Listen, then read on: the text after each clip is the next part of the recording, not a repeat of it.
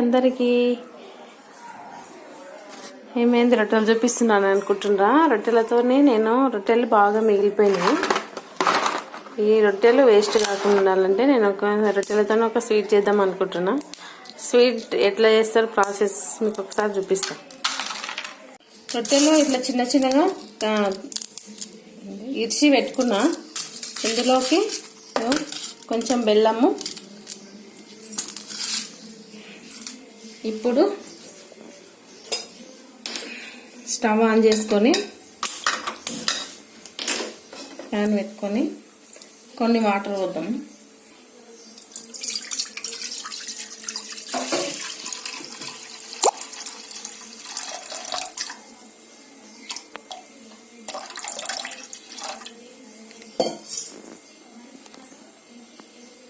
ఈ వాటర్ మరిగేంత వరకు ఉంచుదాం. పొయ్యి మీద వేడి కావాలి బాగా. బెల్లము కొంచెం ఇట్లా గట్టిగా ఉండే ఇట్లా సుంచుకొని పెట్టుకున్నాం రొట్టెలు. ఇప్పుడు వాటర్ మరిగినాయి.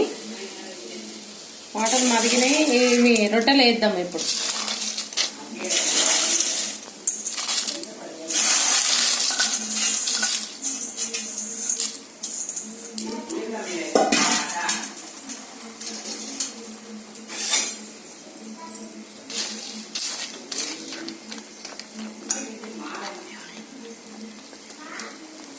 రొట్టెలు ఇందులో వేసేసిన మొత్తము.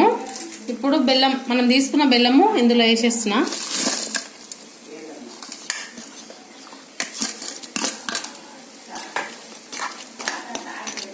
కరిగి బెల్లం కరగాలి.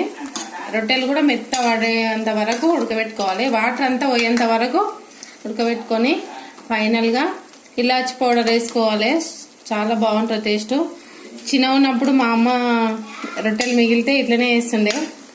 అదే ప్రాసెస్ నేను చేస్తున్నా. ఫైనల్గా అయినాక మీకు చూపిస్తా. కొంచెం ఇలాచి పౌడర్ వేసుకున్నాము.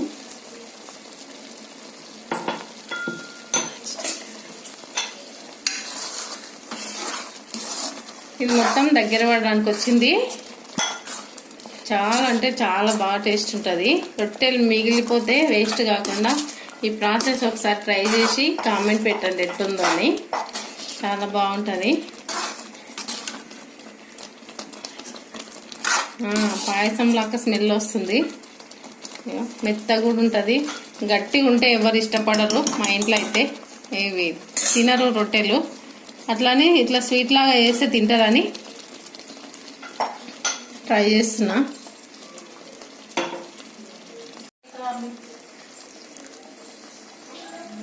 ఫైనల్గా అయిపోయింది. ఆఫ్ చేసేస్తున్నా స్టవ్.